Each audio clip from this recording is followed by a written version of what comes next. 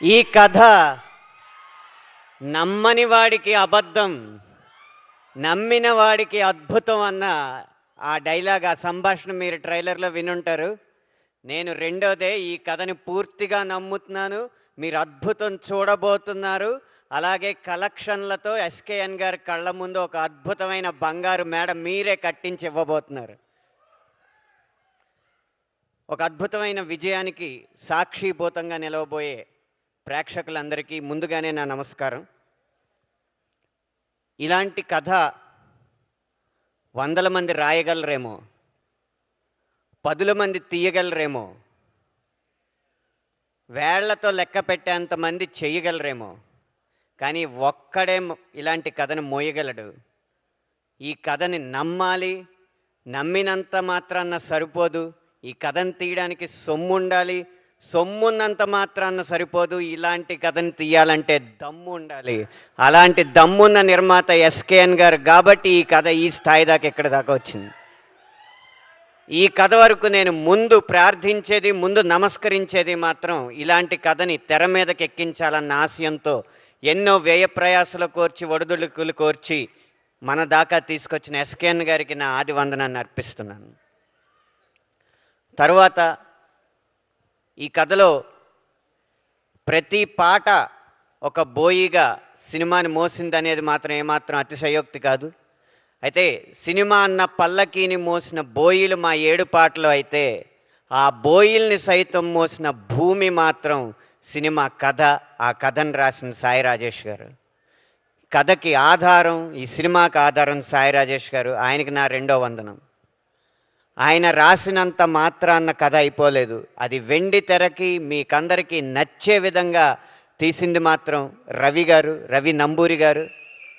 నా 21 సంవత్సరాల రచనా ప్రస్థానంలో మొట్టమొదటి సినిమాకి ఇంత స్పష్టతతో ఉన్న దర్శకుణ్ణి కేవలం ఒకే ఒక్కడిని చూశాను, అది రవి నంబూరి గారు. 1600 పాటలు రాసినప్పటికీ కూడా ఒక దర్శకుడు ఇది సన్నివేశం, నాకు ఇలా కావాలి అని చెప్పిన తర్వాత, చెప్పిన వెంటనే 1-2 రోజుల్లోనే పాట పుట్టిన ఒకే ఒక్క సినిమా చెన్నై లవ్ స్టోరీ.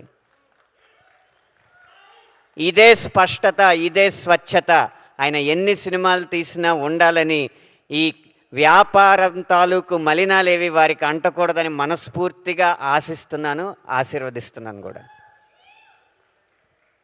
ఇక ఒక గాయని గనక పాటలో నటించే నటి అయితే, ఆ పాట ఎన్నింతలు అద్భుతంగా మీరు ఆస్వాదించేలా ఉంటుంది అనడానికి నిదర్శనం ఈ సినిమాలో కనబడబోతుంది.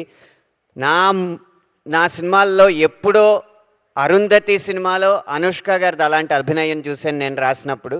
ఇన్ని సంవత్సరాల తర్వాత శ్రీ గౌరీ ప్రియ గారి అభినయానికి నేను అబ్బురపడ్డాను అనడానికి ఏమాత్రం వెనకాట్లేదు. ఇక కిరణ్ అబ్బవరం గారు ఒక్క చిరునవ్వుతో సెకండ్ హాఫ్ మొత్తాన్ని కూడా మోసారు. మీ నవ్వు ఎన్ని కోట్లు తెచ్చిపెడుతుందో ఇంకొక 4-5 రోజుల్లో తేలబోతుంది.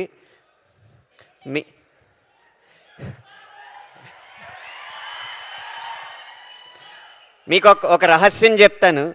ఈ సినిమాలో ఒక పాట ఉంది. ఆ పాట మేము విడుదల చెయ్యలేము. విడుదల చేస్తే సినిమాని విడుదల చేసినట్టే.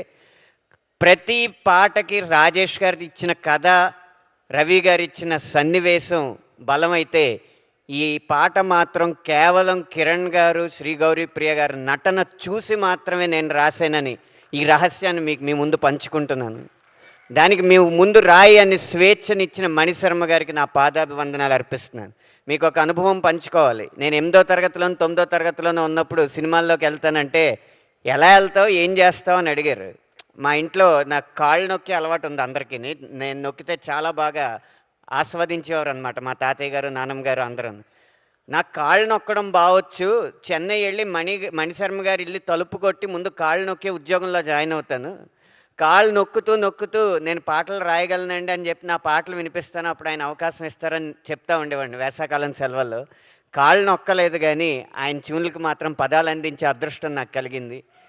ఈ వేదిక ముఖంగా వారికి నా పాదాభివందనాలు తెలియజేసుకుంటూ, ఇంత మంచి బాణీలు ఇచ్చి పదాలు రాయడానికి స్ఫూర్తినివ్వగా అలాగే నేను రాసిన పదాలకి మంచి బాణీలు కడుతూ అన్ని విధాల ఈ ఆల్బమ్ని మనసారా మీరు ఆరాధించిన విధానానికి బృందం అందరి తరపున కూడా మీకు శతదా వందనాలు అర్పిస్తున్నాను సార్. ఆఖరిగా ఇక్కడున్న అందరూ ఆయన అభిమానులే. ఈ కథ రాసిన రాజేష్ గారు, కథ తీసిన రవి గారు, ఈ కథ కోసం ఖర్చు పెట్టిన ఎస్కేఎన్ గారు, ఇందులో నటించిన కిరణ్ అబ్బవరం గారు, అందరూ కూడా ఆయనకి అభిమానులు. అందుకే ఆయన ఇక్కడికి వస్తారని తెలుసో తెలియకో తన సంభాషణలో రవి గారు చిరంజీవి అన్న పదం వాడడం జరిగింది. నా పాటలో కూడా చిరంజీవి అన్న పదం వాడడం జరిగింది. ఇప్పుడు మనందరినీ చిరంజీవులుగా, ఈ కథ కూడా చిరంజీవిగా ఉండాలని దీవించడానికి మెగాస్టార్ చిరంజీవి గారు ఇక్కడికి రాబోతున్నారు అనేది మాకందరికీ ఎంతో ఆనందం కలిగించే విషయం. ఆయన ఆశీస్సులతో ఈ సినిమా మరింత ఎత్తుకు ఎదగాలని మనస్ఫూర్తిగా కోరుకుంటూ ఎదురు చూడండి. 10 సంవత్సరాలు కాదు, 10 దశాబ్దాల పాటు గుర్తుండిపోయే కథ తెలుగు తెరపై రాబోతుంది. ధన్యవాదాలు. Thank you so much Anantha Sriram గారు. మీకు సమయస్ఫూర్తి భలే తెలుసు, అలా యాంకర్ పక్కన నిల్చోగానే మైక్ ఆఫ్ వేసుకోవాలని. Thank you so much. So July 20